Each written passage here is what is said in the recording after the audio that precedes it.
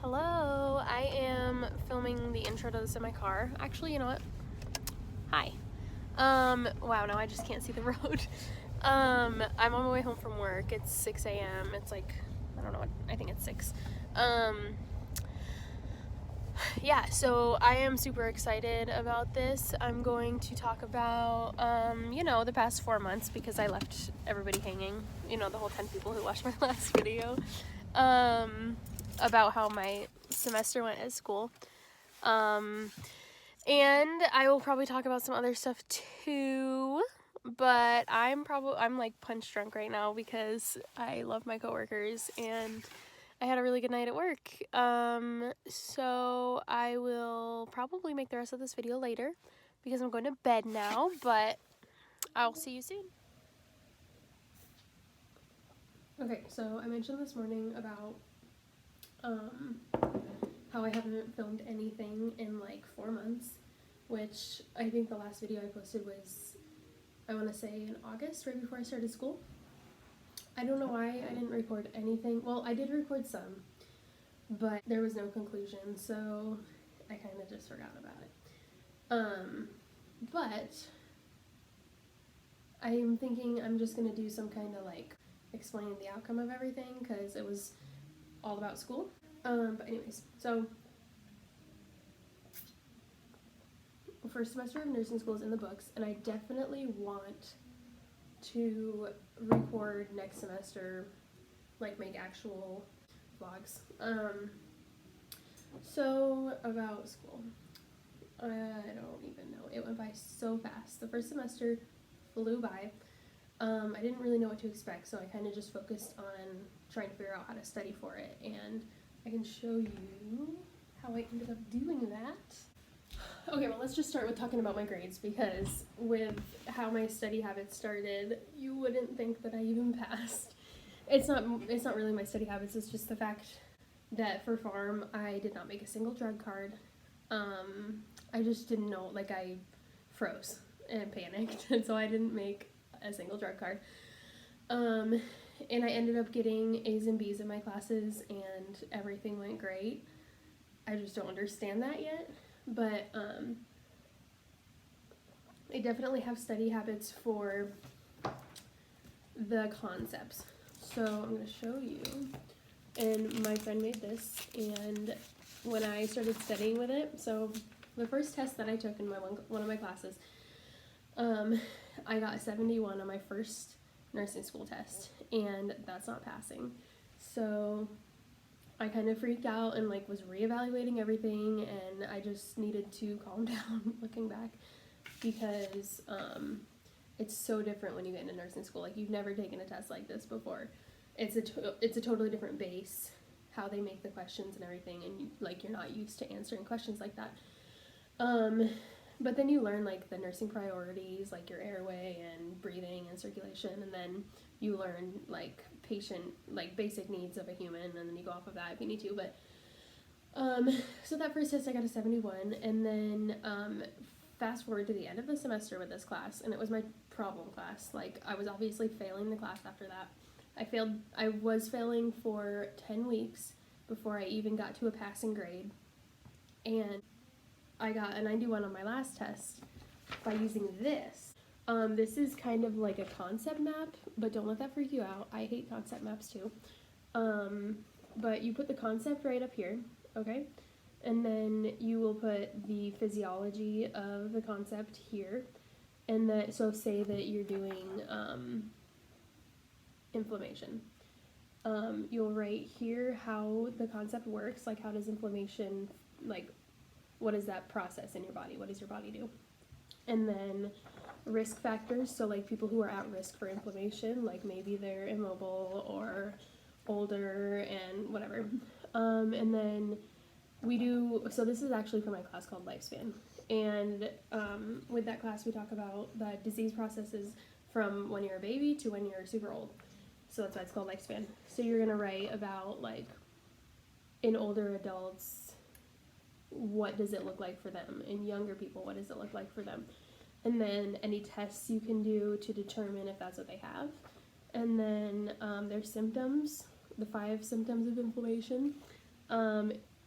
And then you're going to do the pharmacology, so like what meds will you take, probably like steroids or NSAIDs or whatever.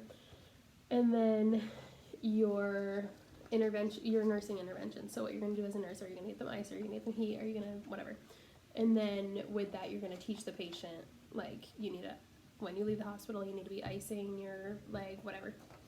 So that is how I got a 91 on my lifespan test. I wish I had started doing this sooner, but I didn't come up with it. One of my friends did, so thank God, because that's going to save me next semester.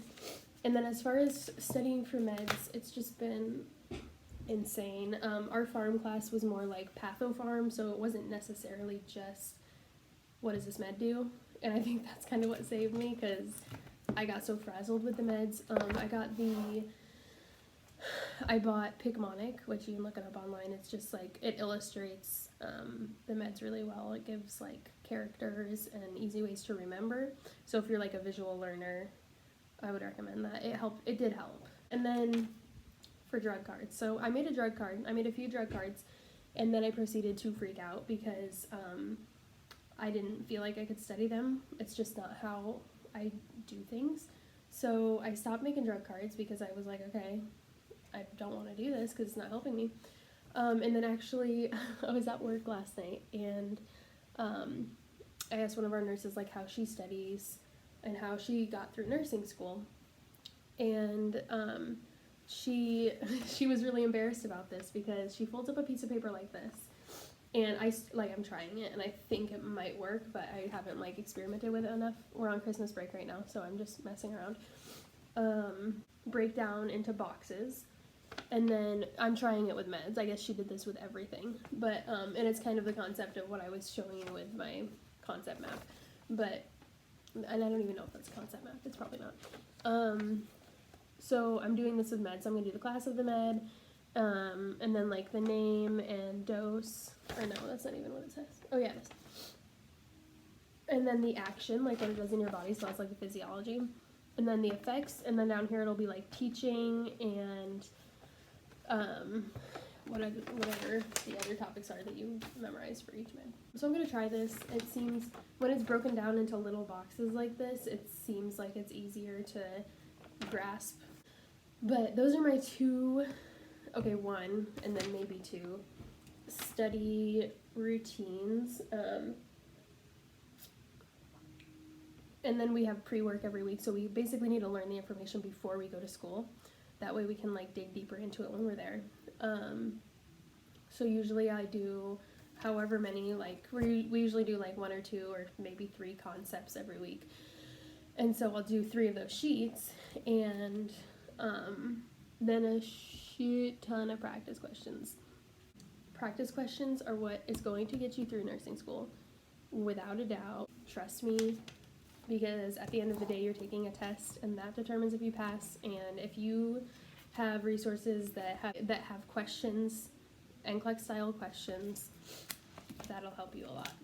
Another thing that I used when I was in my first semester was, and this costs money, so I wouldn't like, it's definitely not a necessity because I really didn't use it that much, but it's called NRSNG. And the best thing about it, I think, is that it has like all of these cheat sheets for like disease processes and meds and like everything. But I actually found this sheet for clinicals. It's a report sheet, and it breaks it down because usually report is SBAR. Sometimes it's I-shaped, but I know that SBAR is situation, background, assessment, recommendation. So basically that's what you're focusing on when you give someone a report. You tell them what the patient's situation is, a little bit about them, and then where they're at, like what your assessments on them were. And then like if you are, I don't know, your recommendations, just like tell the other nurse coming on what the plan is for that patient basically. So yeah, that is basically what I've been up to. With the exception of sleepless nights and crying and freaking out. So next semester I'm definitely going to videotape everything because I think I kind of know what's going on now. I'm not freaking out as much. There are also these med sheets. Depending on the program, you might use ATI, and these are little templates this is a med template, so it's basically going to be the same thing that I was writing down on this piece of paper. You're going to write the class of drug and the med. You're going to do the expected pharmacological action and then the therapeutic use, lowers blood pressure, how it does that in the body, for example. Then the complications with the medication administration, nursing interventions, client education, contraindications and precautions with the med, interactions, so like if it interacts with another med or if it interacts with food. Evaluation, so you're going to say if it's a blood pressure med, you're going to say that it'll lower blood pressure. So that's what that is. Templates are really good starting off, and then you'll kind of develop your own routine, I guess. So that's basically what's been going on. Another thing I would recommend is to have some kind of office to work in. It's not necessary, but like it'll help you get organized. All of your stuff will be in one place. I'll show you mine. And I moved my office. In my last video, I was in my other office, and then I moved everything in here because it's warmer. Okay, so this is like my calendar and like some pictures and stuff. My mugs. I have a really bad obsession.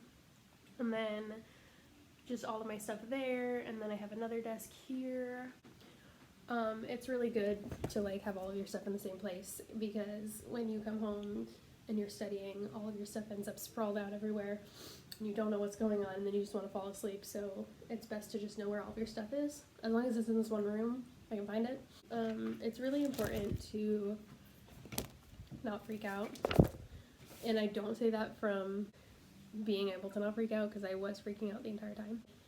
We had a test every Tuesday, so I had a panic attack every Monday for the first like 5 or 6 weeks. And then we kind of hit midterm, and I'm like, okay, I think it's okay, like I think I got this. And then as the semester went on, and it takes about 2 months to really get into a routine and form habits and get it kind of figured out. So you have to focus on like figuring it out. And so it can be really overwhelming and stressful, and you may not want to do anything else except figure this out because you want to pass so bad, and it just gets really overwhelming. My birthday is in September, and one of my friends put together like a birthday party, and I was 3 weeks into school.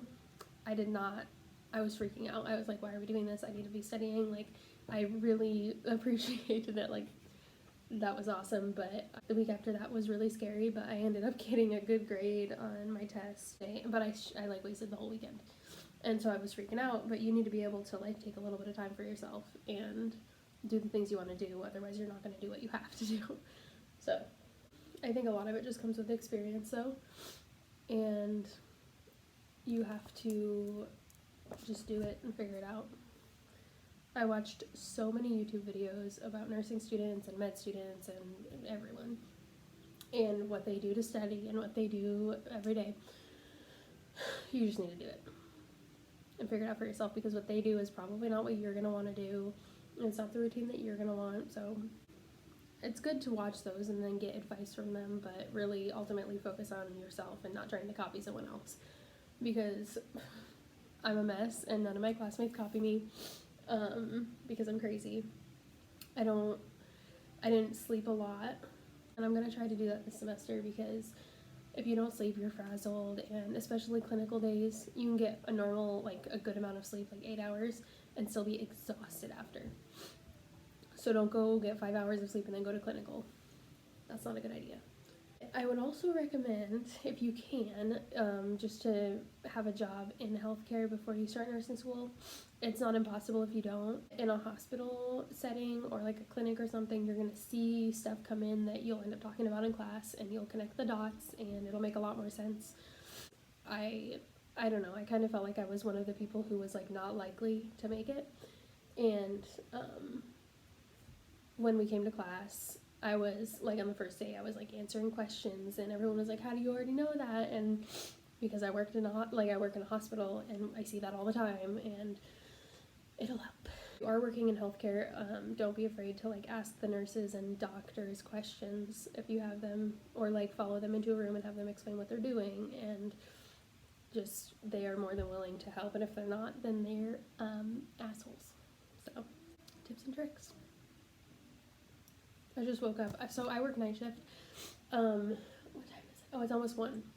I woke up at like 11:30. I wake up really early because my body does not like sleeping a night shift schedule.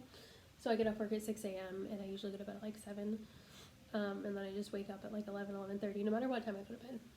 So I need to force myself to go to bed as soon as I get home because I will wake up at 11. That's why I'm still in my robe and drinking coffee.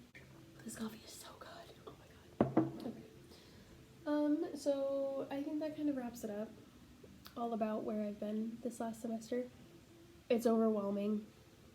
And on top of that, I'm just trying to start a YouTube channel, so I don't know what I'm doing. I don't know what to say. I don't know like what I'm supposed to be like, I don't know. So I did not have time to figure that out while I was in school.